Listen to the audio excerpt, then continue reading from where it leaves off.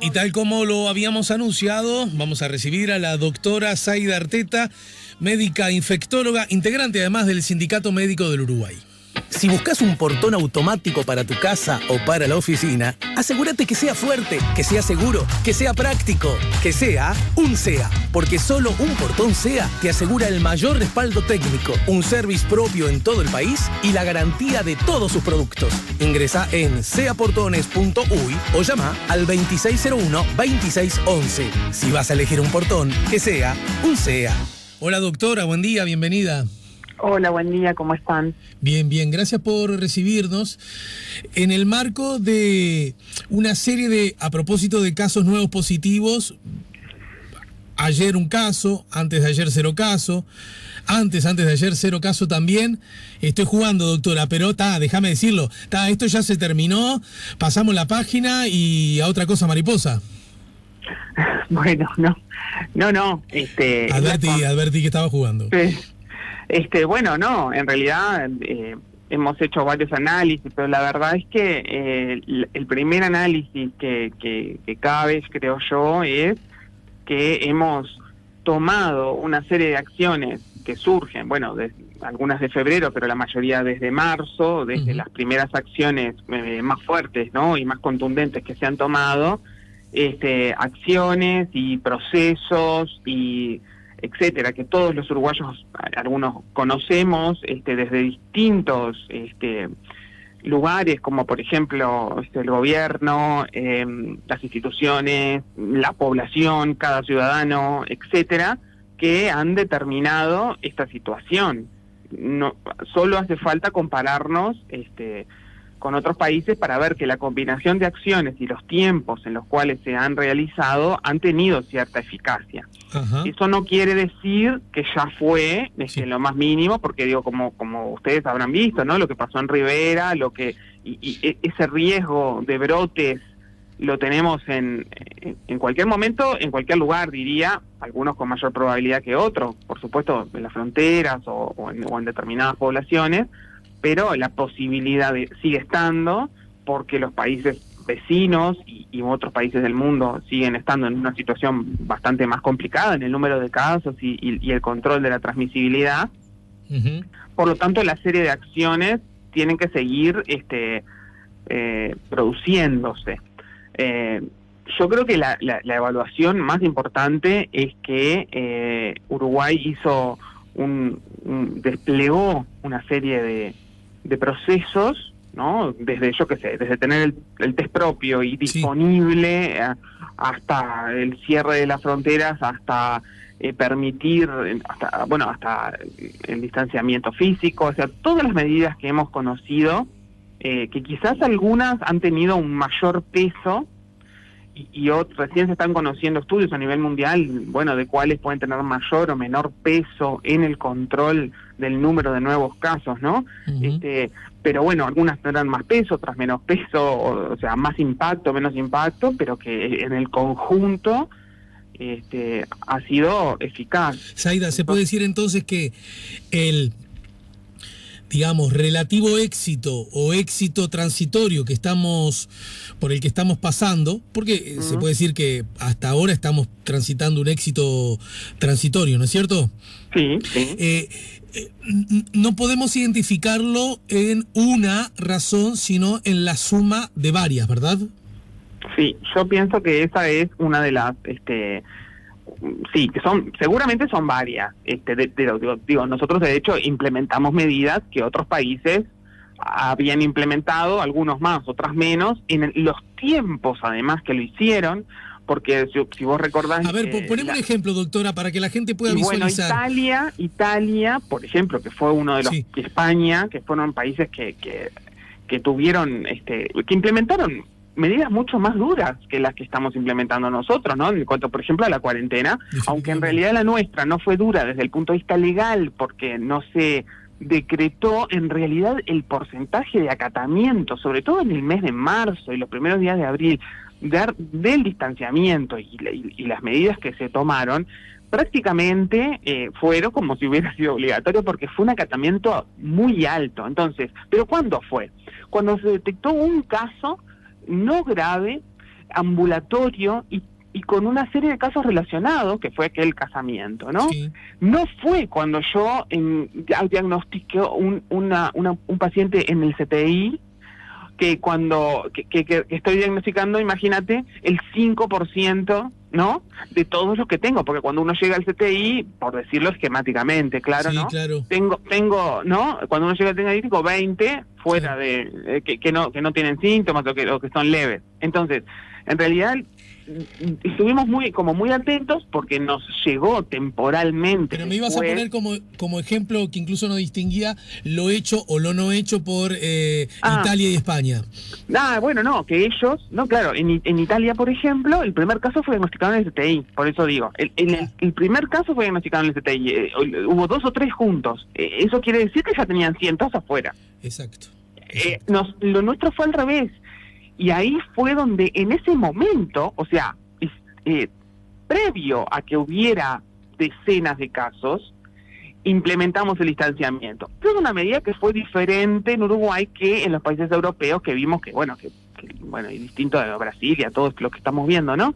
Entonces, la gestión de esos casos leves es la que determinó que, es verdad, sí, igual hubo transmisión y hubo algunas decenas, etcétera, centenas, pero fue con la velocidad que le permitió al sistema de salud y a los médicos, tener el test para los contactos, poder mantener la cuarentena de los contactos, darse cuenta en el tiempo real que iban sucediendo. Cuando hubo un caso en un asentamiento, se hisopó a todas las personas, de forma que no había casos sin diagnosticar, que seguían trabajando o que estaban, ¿no? Entonces, esa gestión como ganarle de mano a la transmisión, porque teníamos el test y porque pudimos hacer el diagnóstico o descartar el diagnóstico para otra persona, para poder decirle, sí, bueno, no se preocupe, vaya con sus familiares, siga trabajando, ¿no? Eso yo creo que fue una diferencia. Esa es la primera diferencia, el tiempo en el cual implemento el distanciamiento físico, que en muchos países fue a posteriori de tener un brote más grande en número, que en Uruguay. Eso lo primero. Después, también tenemos las medidas, ¿verdad? Cuánto los uruguayos estamos cumpliendo con las medidas de distanciamiento, de higiene de manos, la suspensión de las clases, todo eso que hicimos precozmente y que arrancamos a cumplir y que hasta en broma hablamos de la nueva normalidad, etcétera, y que ahora no podemos tocar y no sé qué, y todos nuestros hijos tuvieron cumpleaños por Zoom y todo. Bueno, eso fue en un momento precoz, diría yo. Ese es el primer factor importante. Fue cuando no había casos y entonces logramos mantener eso con bajo número. Obviamente quizás esto que estoy diciendo es algo que capaz dentro de un mes hay algo más, mucho más importante, pero ese es el análisis que nos parece ahora, ¿no? Eso es lo primero. También el sistema de salud pudo organizarse medianamente para poder responder a esto. Pudimos clasificar los respiratorios de los no respiratorios antes de una etapa donde se viniera el gran número de infecciones respiratorias, como pasa en general en el invierno. Entonces también la época del año, el tiempo lindo que nos permitió tener las ventanas abiertas, ventilar, estar afuera, y tener menos número de infección respiratoria, entre que nos cuidábamos más y además teníamos todo abierto y bueno, entonces yo creo que es la suma, es evidente que es la suma y no sabemos ponderando cuál es el factor quizás más pesado, pero conociendo un poco cómo es lo del virus, yo creo que básicamente es el distanciamiento físico y lo que yo le llamo gestión de los casos y los contactos, ¿no? Que es poder decirte a vos, bueno, mirá, sos negativo, no tenés síntomas, nada, bueno, podés juntarte con los 5 o 6 de tu familia ahora, podés tal cosa, ¿no? Estos experimentos que hicimos de alguna forma, como con las clases rurales y que ahora vamos a hacer, que hicimos con las trabajadoras de la construcción y que estamos haciendo, ¿no?, con el ómnibus y los shoppings y los paseos. Y bueno, hubo casos en trabajadores del transporte, Los casos de los trabajadores del transporte, que algunos los viví medianamente de cerca, se hisopó a los demás trabajadores, fueron todos negativos a la familia, o sea, y bueno, y no hubo brotes vinculados a eso. Eso quiere decir que, bueno, que ese trabajador del transporte tenía la mascarilla puesta, se ha higienizado las manos y el ómnibus estaba higienizado. Porque si hubiera sido todo un desastre, posiblemente hubiera habido otros casos vinculados a alguien que está todo el día arriba de un ómnibus, ¿no? Entonces, yo creo que eso muestra que incluso hay casos intrafamiliares, ¿no? Donde la persona está conviviendo con los familiares y no se los transmite. Entonces, la persona entiende, estoy con tos, estoy con fiebre, estoy con secreción nasal, bueno, me tengo que aislar, tengo que lavarme las manos, no puedo estar en contacto con mis hijos, con mi familia. O sea, creo que esa cuestión personal también funcionó, ¿no? En muchos casos. Y en la medida que estamos, como es notorio, recuperando cierta normalidad, y en la medida que aún todavía no se ha instalado el frío, porque además se puede decir que hasta ligamos en ese aspecto, ¿no? Porque sí. Otros años en pleno otoño las temperaturas son mucho más bajas, ¿verdad?, que las que hemos tenido. Sí. ¿Se puede decir que por ahí pueden estar las posibles brechas para las que tenemos que estar atentos? Sí, bueno, más allá de la frontera seca, que ya vimos un episodio en Rivera, etcétera, etcétera. Sí. Digamos, ¿por ahí puede estar el huevo de la serpiente?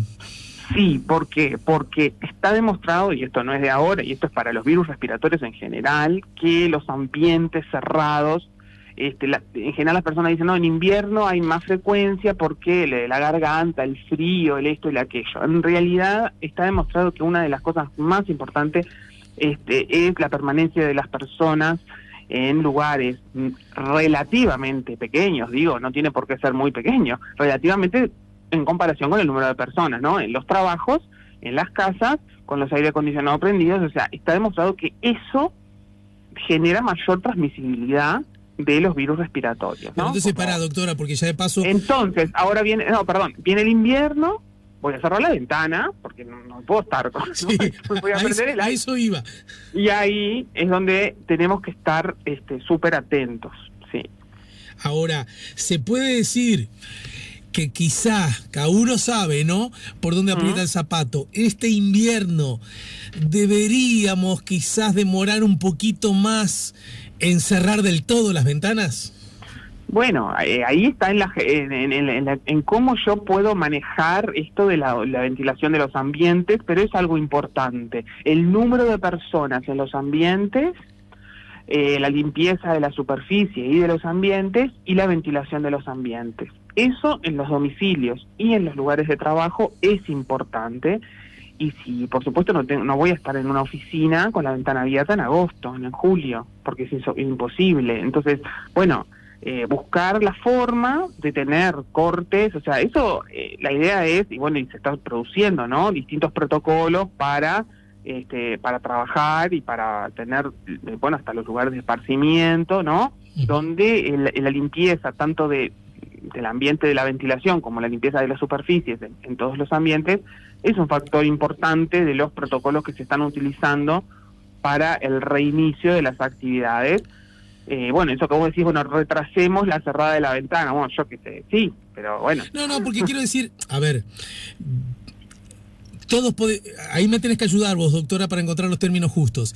Si bien es cierto que cuando uno tiene frío, y cuando uno tiene calor, hay unas zonas un poco más intermedias que tienen que ver con conductas más bien de carácter cultural. Bueno, llegó junio y cerramos la ventana porque estamos en junio, aunque no necesariamente haya tanto frío, y viceversa, ¿se entiende lo que digo, no? Sí, totalmente, claro. Y a mí me parece que quizás ese costado más cultural de que si estamos a 10 de junio tenemos que tener la ventana cerrada. Sí, un día como hoy, que está frío, pero al sol, abro la ventana. Y a lo mejor te pones un abriguito encima. Sí. Y lográs que por lo menos el aire purifique un poquito, ¿no? Eso es un mensaje súper importante, porque es así, exacto. El aire acondicionado puede también generar corrientes de aire que me baja la recomendación del 1,5 metros. Me aumenta el número de metros que yo tengo que separarme del resto de las personas para que no me lleguen sus pequeñas gotitas cuando tengo aire acondicionado, estos que ventilan prendido. Entonces, es mejor otras formas de calefaccionar, pero bueno, todo convengamos siempre... que este invierno nos va a encontrar a todos, digamos, en más altos porcentajes, por ejemplo, de vacunación, ¿no? Nos va a encontrar así, nos va a encontrar con todas las medidas de mascarilla, de si tengo que estornudar, ya no me cubro, de la etiqueta de la tos. Se puede decir que son como beneficios colaterales, no daños. Bueno, pero beneficios colaterales. Poco, los propios médicos, y voy a decir algo que no, los propios médicos, yo misma he ido a trabajar resfriada. Ahora bueno, o sea, tengo que ir presa. Claro, o sea, claro, entonces, sí. No, perdón. Porque uno, por no faltar... Doctora, déjame todavía, ya que vos te animaste a redoblar la apuesta. Ir a laburar con fiebre, desde la perspectiva cultural de la abnegación por el laburo, estaba muy bien visto. Exacto, es un valor. Valor. Mirá vos, y todo está hecho pedazo, igual viene a laburar. Sí, en realidad... Y ahora te llevan en cana. Hace tiempo que sabemos que bueno, que los niños en la escuela no deben ir, o sea, esas son recomendaciones que tenemos, ¿no? No estoy hablando de los adultos, de los niños muy ciertos. Sí, pero el personal de salud, o sea, ir a trabajar, o sea, de hecho, aunque vos no lo creas, en algunos lugares se han encontrado médicos, enfermeros, ¿no? Que en esta situación vienen a trabajar y cuando se les preguntan en la entrada, ¿no? Porque viste que se toma la temperatura y se pregunta, ¿usted está con tos? ¿Está con fiebre? Sí, estoy con tos. Bueno, entonces no puede venir. O sea, seguimos igual, aunque tenemos una conciencia muchísimo mayor, y yo creo que eso es lo que nos ha ayudado a estar en esta situación, seguro.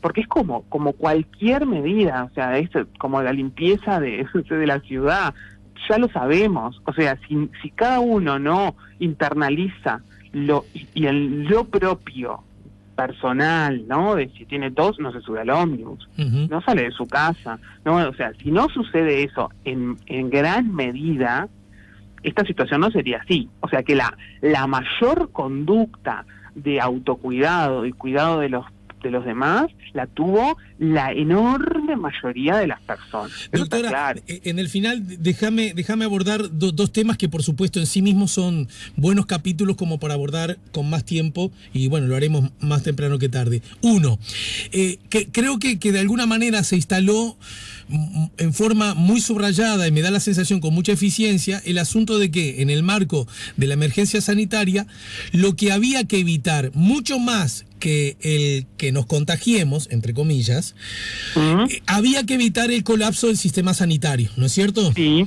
Y como buena medida de eso, todos veíamos, los que muchos saben de medicina y los que nada sabemos al respecto, el número clave era cuántas camas de CTI teníamos y cuántas estaban ocupadas, ¿no es cierto? Porque además eso es un número que no tiene posibilidad de subregistrarse, porque cuando una persona necesita CTI es porque la necesita y se acabó. Sí. Es medio bravo, tú ayúdame a entenderlo, pero es medio bravo que... Sí, no lo vamos a dejar en la casa. Claro, pero además que una persona esté en la casa necesitando... CTI... No existe, no existe. Tendría que darse una circunstancia de mucha soledad, de muy poco vínculo para que alguien no haya una alerta. ¿Estamos de acuerdo en eso, no? Claro, sí. Bien, totalmente. Entonces volviendo al asunto, y teniendo en cuenta que en el CTI hoy hay cuatro personas por esta razón. Sé que es poco políticamente no agradable del todo la perspectiva que quiero plantear. ¿No podría dar cuenta de que estamos solucionando este problema aquí ahora, pero con relación al tratamiento de la salud, como visto algo más global, nos estaremos ganando un problema para más adelante por ese subregistro de las personas a propósito de su estado de salud, al no haber ido al médico, al no consultarle, al no llamarle, porque todos entendimos que por el dolor de codo, yo no voy ahora a molestar al sistema sanitario, pero ese dolor de codo, aparentemente inofensivo ahora, anda a saber 2 meses después en qué se transforma. No sé si fui claro. Sí, totalmente. Y eso seguramente vamos a tener mediciones y cosas, mediciones básicamente y datos en todos los países, en Uruguay supongo que también, pero aunque tú no lo creas, hasta los procedimientos de, por ejemplo, destaparle las arterias coronarias a las personas porque tienen un infarto disminuyeron. O sea, uno dice, pero ese evento es un evento que no tiene nada que ver. Claro, porque uno no puede controlar eso, ¿no? Es que Bueno, tiene muchas lecturas. Eso, yo no soy especialista. Los especialistas en salud pública harán análisis. Las primeras, sí, lo que se me ocurre es, bueno, quizás estuviéramos haciendo algún procedimiento innecesario. Ese es el diablito que me sale de adentro, ¿no? Sí. No sé, o lo que vos decís que es muy, que no, bueno, que también es malo. Las dos son malas, ¿no? Hay personas que se están quedando en su casa con síntomas de algo que podría ser grave y que requeriría un cateterismo y no se lo estamos haciendo. Esa es la otra, eso sí que es realmente complejo. Entonces, bueno, está el desafío, el impacto porque dijimos lo positivo, dijimos, bueno, tomamos esta serie de medidas, somos Gardel, dijimos, bárbaro, nos va bárbaro, pero ¿cuál es el impacto económico? Bueno, ya lo estamos viendo, o sea, todas las personas en el seguro de paro, todas las personas sin trabajo, en el propio sistema de salud, que uno no, esta crisis que va a determinar y que ya determinó una crisis económica, en el sistema de salud, el gasto del sistema de salud para hacer frente a todo esto y ahora tener que remar de atrás todo esto que vos decís, todas las personas que no se operaron, que no consultaron, que ahora sí lo van a tener que hacer y va a haber, bueno, y que a la vez hay que mantener lo otro, porque tengo que mantener el alerta y el número de camas disponibles para poder solucionar también en el caso de que haya un brote, aunque obviamente me voy a dar cuenta porque lo estoy monitorizando. Entonces, ese impacto es tremendo y hay que trabajar en tratar de minimizarlo. Ahora, hay un impacto que no es económico, que es social y en la salud particularmente, que es ¿no? Que es el retraso o el desabastecimiento de medicamentos en algunas instituciones por cuestiones logísticas y como tomé la medida de que en realidad fulanito que tiene más de tantos años no venga, entonces quedó descubierto el que lleva el medicamento a tal policlínico, entonces hubo una semana que no hubo, o sea, obvio que esto ya tiene ese impacto. El tema es poder medirlo, en algunos casos va a ser muy fácil de medir, en otros bastante más difícil. También ha tenido un impacto positivo, que eso hay estadísticas ya de muertes y eso, ¿no? De disminución de las muertes. La primera que nos surge a todos en ese momento es decir, claro, si las personas no circulan en auto, no van a chocar. Entonces lo que los intensivistas nos dicen es, no tenemos traumatizados en el CTI. Es brutal. Claro, o sea, claro, ¿cuál es el impacto negativo? Y sí, seguramente lo hay, y vamos a poder medirlo en algunos casos. Pero también vamos a poder medir que quizás mueran menos personas de incidentes de tránsito, porque claro, las personas no se movilizaron. Entonces, en este tiempo, ¿no? Después, bueno, se está volviendo a la misma circulación, pero no, y ahora cuando termine de normalizarse lo de las escuelas, mucho más aún, ¿no? Claro, pero lo que yo me refiero es que los vectores hacia un lado y hacia el otro son varios. Es verdad que los vectores hacia el impacto negativo de algunas medidas existen y los podemos ver, pero bueno, también si hubo menos accidentes, si se hicieron menos procedimientos innecesarios, bueno, pero todos los necesarios que no se hicieron, ¿dónde están? Bueno, eso no lo tenemos, yo por lo menos no conozco la cuantificación, pero realmente lo estamos viendo. Entonces es muy importante, bueno, tenerlo presente y tratar de cada uno también desde su lugar minimizarlo, o sea, no ir por algo tan banal, pero también, bueno, buscar la forma de buscar atención cuando entendemos que es algo, que por lo menos merece una consulta telefónica o eso, ¿no? Cuando en cierto momento, y en el final ahora, doctora, cuando en cierto momento distintas voces de la academia, muchas de ellas de la academia, y en particular el sindicato médico que tú integras, sugerían que era necesaria o que íbamos a ir irremediablemente a una cuarentena de carácter obligatorio, esa mirada fue adjetivada como una mirada atravesada por intereses, atravesada por intereses políticos, hasta simplemente una mirada que procuraba poner cierto palo en cierta rueda. Eso ocurrió, ¿no es cierto? Sí, las lecturas de lo que decimos son diversas. Bien, sí. Finalmente también hay que decirlo, no se llevó a cabo la cuarentena de carácter obligatorio y los resultados no solo no fueron malos, sino que, como venimos conversando, fueron buenos. Dos preguntas en una. ¿Fue entonces un error haber sugerido que era una buena medida? ¿Y en qué medida se recompusieron las relaciones de todo tipo, a nivel chiquito y a nivel grande, acerca de esas acusaciones que ustedes explícitamente recibieron acerca de que esto tenía una connotación de carácter político? No, bueno, nosotros en realidad en los documentos nunca escribimos la palabra obligatoria, pusimos cuarentena general, incluso el alcance hasta con el propio presidente lo discutimos y lo que queríamos decir era la cuarentena con mayor alcance posible, o sea, lo máximo que se puede hacer, dejar los servicios esenciales. En algunas conferencias de prensa se discutió lo de obligatorio, no, se dijo obligatorio, entonces con el propio gobierno decíamos, bueno, pero ¿qué quiere decir obligatorio, no? Que vas preso si no la cumplís. Y bueno, entonces eso, ahí nosotros no estábamos planteando eso, entonces decíamos, bueno, pero entonces, ¿cuál es la forma legal? Toda esa discusión la tuvimos con el gobierno y yo creo que podemos catalogarlo como un error en el sentido de haberlo planteado como obligatorio, pero yo pienso también que los gremios o las fuerzas sociales, por decirlo de alguna manera, muchas veces sirven como contrapeso de decisiones y entiendo que en el país las personas también cumplieron, entre comillas, ¿no? el aislamiento o el distanciamiento físico o lo que le podríamos llamar cuarentena estricta por las voces, por supuesto, del gobierno que condujo esto, pero también por las voces de otros actores sociales, como por ejemplo el FMU. Entonces, podemos catalogarlo de error y es una lectura del asunto que yo no creo que en ese momento sea un error. Viéndolo para atrás, digo, bueno, yo creo que lo de haber hecho un distanciamiento extremo, por decirlo de alguna forma, solamente manteniendo servicios absolutamente esenciales, estuvo correcto. O sea, de que, bueno, sería el tema del nombre, no sea obligatorio, decíamos, nosotros tuvimos una reunión hasta con Álvaro Delgado, el ministro del presidente en ese momento, y nos decía, yo no voy a meter preso, nos decían, a la persona que quiere vender un atado de leña en la esquina porque está fuera de su casa.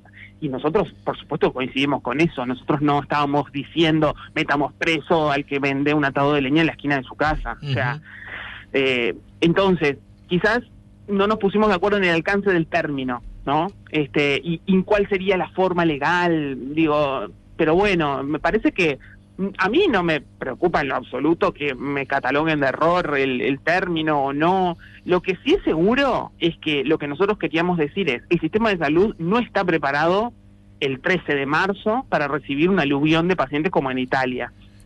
Tenemos que pasar para adelante, lo que después llamamos aplanar la curva, no pasar para adelante, si va a haber un pico, el pico lo más para adelante posible para poder readecuar, liberar las camas en CTI, capacitar los recursos humanos, traer test que no había 30 en el país, 30, ¿no? Claro. Precisamos miles, se estaba desarrollando de la Facultad de Ciencias y del Instituto Pasteur, o sea, tenemos que pasar para adelante este pico. Era nuestro razonamiento en el momento. Para eso necesitamos distanciar a las personas. Si no distanciamos a las personas, no podemos preparar el sistema. Ese distanciamiento no solo nos permitió preparar el sistema, tener los test, sino que también nos permitió hacerle test a muchísimas personas para poder separar a las personas positivas de las negativas para que no hubiera brotes prácticamente.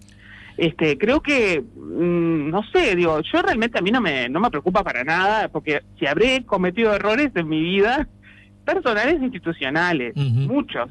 Entiendo que también esa discusión de la palabra obligatoria sí o no es como una cosa que no conduce a nada, pero si hay que aceptar un error, yo no tendría ningún problema en aceptar y otros que seguro tuve. Pero en todo caso lo que insistes, y me parece interesante incluso de la perspectiva sociológica, que la conformación de los mensajes, de los relatos que se producen en la sociedad, es la suma de discursos que en la misma se llevan a cabo, ¿no? Obvio, es que muchos médicos, académicos, nos critican porque pusimos un hashtag test para todos. Obviamente que no estábamos diciendo test, 3 millones de test, 3 millones y medio de test. Sí, claro, no es claro, eso, claro. Es test accesible, había 30. Claro, O sea, lo que estábamos diciendo es, quien necesita un test y los contactos, que se haga ya. Eso nos permitió y nos permite poder estar en esta situación. Hay 2 casos en Rivera, 8 casos en Rivera, y se testearon 3.000. Claro. Y ya está. O sea, eso era evidentemente necesario, porque es lo que hacemos con otras enfermedades infecciosas. Tampoco estamos descubriendo la pólvora, ¿no? Para prevenir otras cosas. O sea, entonces, me parece que también fuimos muy criticados y seguimos siendo criticados por eso. ¿Cómo test para todos? ¡Qué disparate! No, pero estamos diciendo un mensaje a la población. Estamos diciendo, como decimos, o sea, ¿se entiende? O sea, es un eslogan.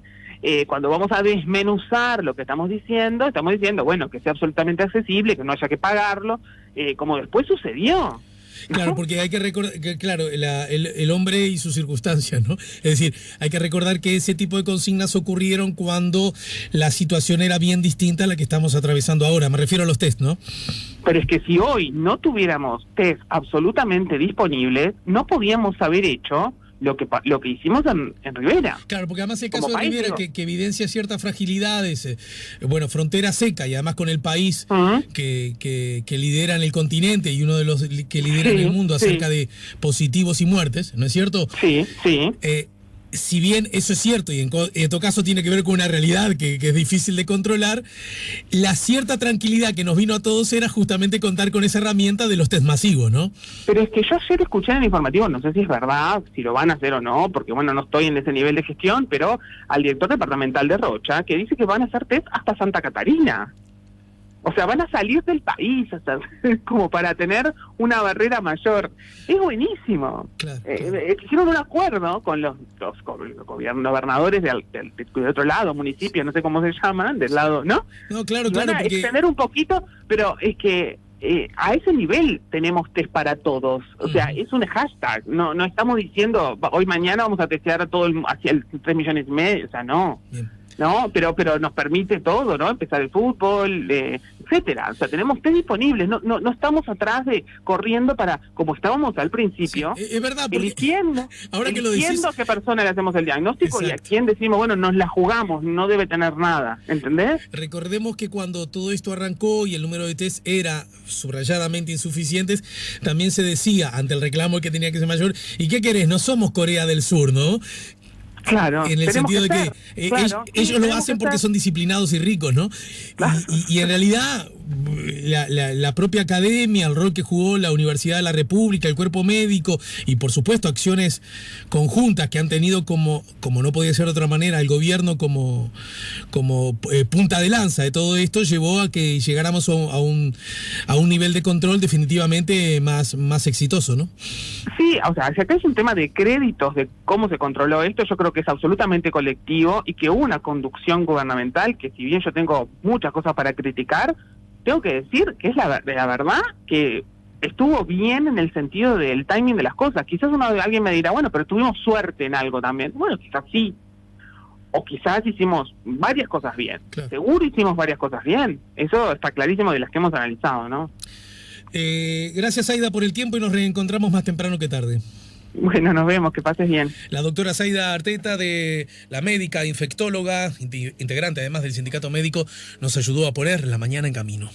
Si buscas un portón automático para tu casa o para la oficina, asegúrate que sea fuerte, que sea seguro, que sea práctico, que sea un SEA. Porque solo un portón SEA te asegura el mayor respaldo técnico, un service propio en todo el país y la garantía de todos sus productos. Ingresá en seaportones.uy o llama al 2601-2611. Si vas a elegir un portón, que sea un SEA.